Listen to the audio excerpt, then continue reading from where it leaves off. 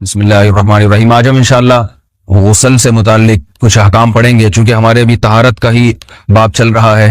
غسل کب فرض ہوتا ہے اور غسل کا طریقہ کیا ہے؟ رسول اللہ صلی اللہ علیہ وسلم نے فرمایا ان اللہ لا یستحی من الحق، اللہ تعالی حق بات کو بیان کرنے سے حیا نہیں کرتے۔ تو غسل کے جو مسائل ہیں ان میں بھی بعض دفعہ کچھ ایسی باتیں آتی ہیں جو بظاہر حیا کے خلاف ہیں، لیکن علم کی ایک بات ہے، سیکھنے اور سکھانے میں حیا اگر کریں گے تو پھر ظاہر ہے ساری زندگی جاہل ہی رہے گا انسان۔ اور غسل کے مسائل سیکھنا اس لیے ضروری ہے کہ غسل جب فرض ہوتا ہے تو جب تک مکمل غسل نہ ہو آپ کی نماز ادا نہیں ہوتی۔ رسول اللہ صلی اللہ علیہ وسلم نے فرمایا الماء من الماء، حدیث ہے کہ غسل فرض ہوتا ہے خواہش نفس کے ساتھ جسم سے منی خارج ہونے سے۔ مرد پہ غسل کب فرض ہوگا؟ جب اس کے جسم سے شہوت کے ساتھ منی خارج ہو۔ منی بالکل سفید رنگ کی چیز ہے، ایک ہوتی ہے مزی۔ شہوت پیدا ہونے سے اگر کسی کے مرد یا عورت کے صرف رطوبت خارج ہونا شروع ہو گئی اس سے غسل فرض نہیں ہوتا۔ جب تک مکمل شہوت پوری نہیں ہو جاتی اور مادہ منویہ خارج نہیں ہو جاتا، چاہے احتلام کی صورت میں ہو یا کسی بھی طرح سے ہو۔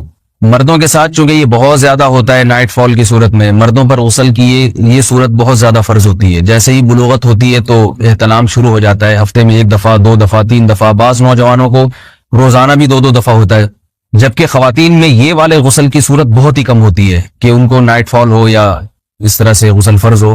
ہزاروں میں کسی ایک عورت کے ساتھ ایسا ہوتا ہے۔ ایک صورت تو یہ غسل فرض ہونے کی۔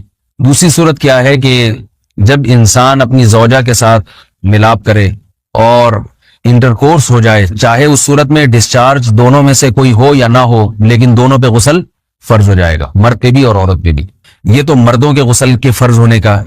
مردوں کے غسل میں ایک چیز یہ بھی ہے کہ اگر آپ نے رات کو نیند کی اور صبح آپ اٹھے اور آپ نے کپڑوں پہ نشان دیکھا، اب آپ کو یہ پتہ نہیں چل رہا کہ یہ منی کا نشان ہے یا مزی کا ہے، تو بھی آپ پر غسل کرنا فرض ہے۔ یہی سمجھا جائے گا کہ یہ آپ خواب میں ڈسچارج ہوئے ہیں۔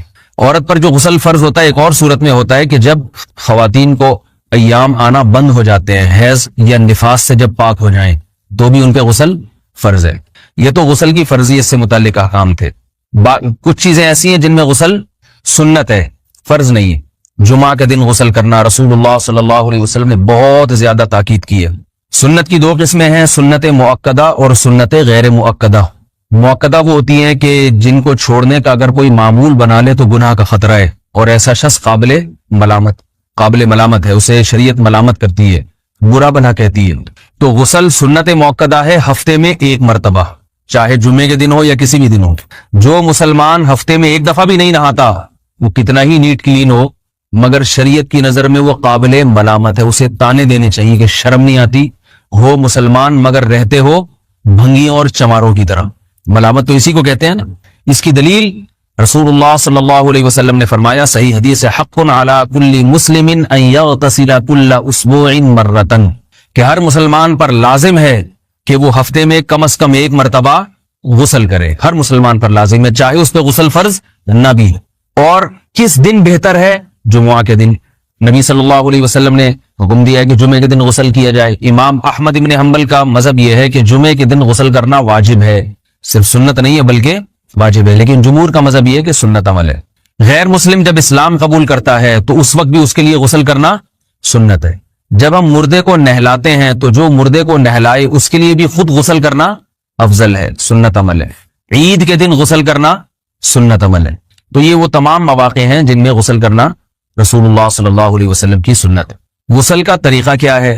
غسل میں 3 چیزیں فرض ہیں، منہ بھر کے قلی کرنا، ناک میں پانی ڈالنا کہ ناک کی جو نرم جگہ ہے یہ اچھی طرح تر ہو جائے، اور پورے جسم پہ 1 مرتبہ پانی بہا دینا کہ جسم میں بال کے برابر جگہ بھی خشک نہ رہے۔ یہ تو ہے فرض، یعنی یہ کام کسی نے کسی بھی طرح سے کر لیا تو غسل ادا ہو جائے گا، چاہے اس کی نیت غسل کی تھی یا نہیں تھی۔ کوئی آدمی چلتا ہوا جا رہا ہے، پھسل کے تالاب میں گر گیا، پورے غوطے کھا کے باہر نکلا، قلی کر لے اور ناک میں پانی ڈال لے تو غسل اس کا ادا ہو جائے گا۔ البتہ چونکہ نیت نہیں تھی لہذا غسل کا ثواب نہیں ملے گا، ثواب نیت کے بغیر نہیں ملتا انسان۔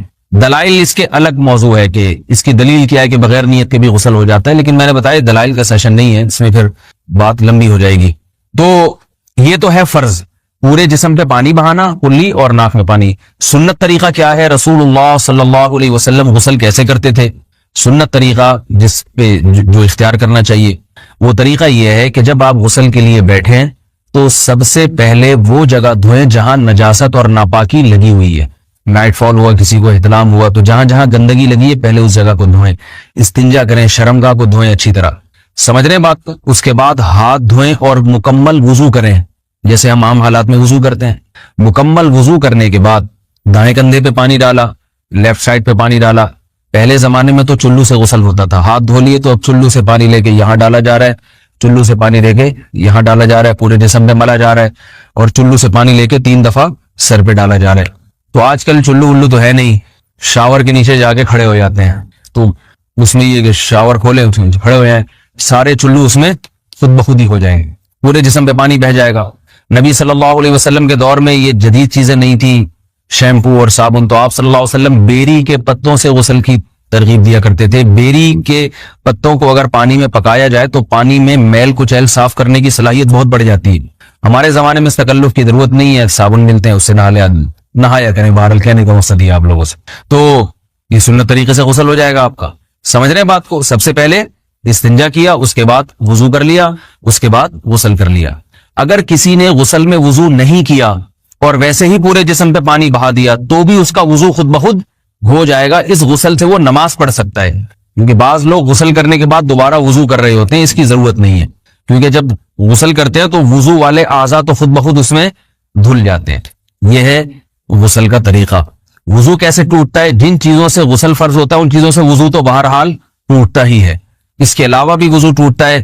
اس سے پچھلے لیکچر میں نے کچھ تفصیل بتائی تھی کہ نجاست جسم سے کہیں سے بھی خارج ہو جائے یا نجاست نکل کے بہہ پڑے. اگر قضاء حاجت کی جگہوں سے نجاست خارج ہوئی ہے تو نظر بھی آ جائے وضو ٹوٹ جائے گا, اور قضاء حاجت کے علاوہ جگہوں سے اگر نجاست خارج ہوئی ہے, خون وغیرہ ہے جیسے, تو جب تک نکل کے بہے گا نہیں تو اس وقت تک وضو نہیں ٹوٹے گا. سمجھ رہے بات کو؟ وضو کا طریقہ کیا ہے؟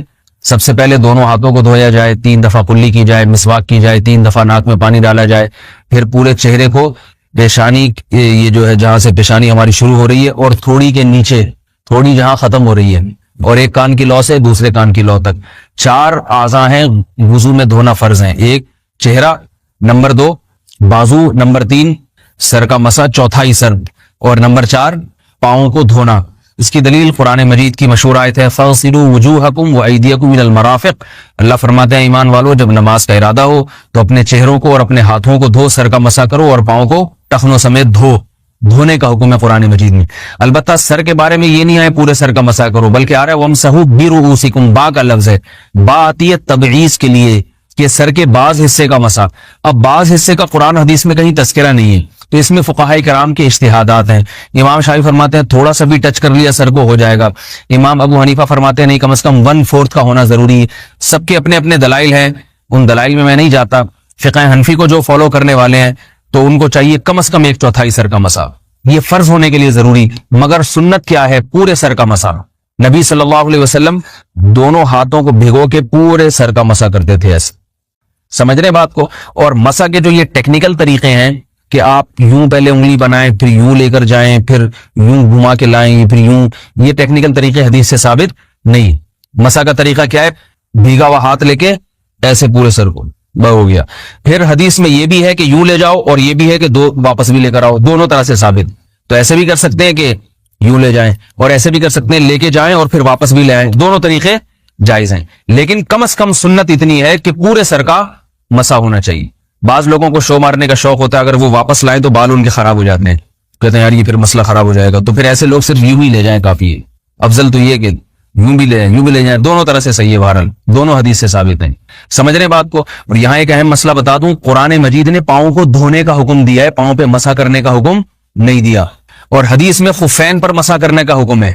تو قرآن اور حدیث کو فقہا نے جمع کیا ہے, لہذا وہ موزے جن میں آسانی سے پاؤں دھوئے جا سکتے ہیں ان میں چاروں ائمہ کے نزدیک پاؤں پہ مسا کرنا جائز نہیں. سعودی عرب میں جو بعض سلفی حضرات اور یہاں ہمارے ہاں بھی اہل حدیث حضرات نے عام موزوں پر بھی جو مسا کی ایک روایت ڈال دی ہے, اسلاف میں, تابعین, تبع تابعین میں اور چاروں ائمہ کے مذاہب میں اس کا ثبوت نہیں ملتا. اگر اسلاف میں کوئی قائل بھی ہے تو ایک شاذ قول, اکا دکا قول ملتا ہے, ورنہ یہ ائمہ اربعہ کے مذہب کے خلاف ہے. اور جو احادیث جو نقل ہوتی ہیں صحیح سند کے ساتھ ان کے بھی خلاف اور قرآن کی آیت کے بھی خلاف ہے. اس لیے کسی نے عام ساکس پہ اگر مسا کر لیا، جو عام طور پہ آفس پہن کے جاتے ہیں لوگ، اس میں تو پاؤں، آپ اگر ساکس کو پانی کے نیچے رکھیں پورا پاؤں دھل جائے گا آرام سے. تو وہاں کیا ہو رہا ہے کہ قرآن مجید کے حکم کی مخالفت لازم آ رہی ہے، آپ پاؤں دھو نہیں رہے. تو اس لیے ہم یہ سمجھتے ہیں کہ اس صورت میں نماز ادا نہیں ہوگی. سعودی عرب میں بعض سلفی حضرات نماز پڑھاتے ہیں، وہ ایسے ہی کرتے ہیں کہ عام ساکس پہ مسا کر کے نماز پڑھا لیتے ہیں. تو فتویٰ اسی پر ہے کہ ان کی اگر کسی کو یقین ہے کہ اس نے عام ساکس پہ مسا کر کے نماز پڑھائی ہے تو اس کے پیچھے نماز ادا نہیں ہوگی، کیونکہ قرآن کے مطابق اس کا وضو ہوا ہی نہیں ہے. صدیوں تک کوئی بھی اس قول کا قائل نہیں رہا ہے کہ عام ساکس پہ بھی مسا ہو جاتا ہے. یہ ابن تیمیہ رحمہ اللہ تعالیٰ 7ویں صدی میں اس کے قائل تھے، اور تابعین میں اکا دکا قول ملتے ہیں اس کے، لیکن شاذ قول ہیں، مرجوح قول ہیں جن پر امت نے فتویٰ نہیں دیا. اور اب سعودی عرب میں بعض سلفی حضرات اس کے قائل ہیں. ہمارے ہاں اہل حدیث حضرات بھی چونکہ اکثر سعودی عرب کے سلفی حضرات ہی کو فالو کرتے ہیں، تو انہوں نے بھی وہیں سے یہ فتویٰ لیا ہے.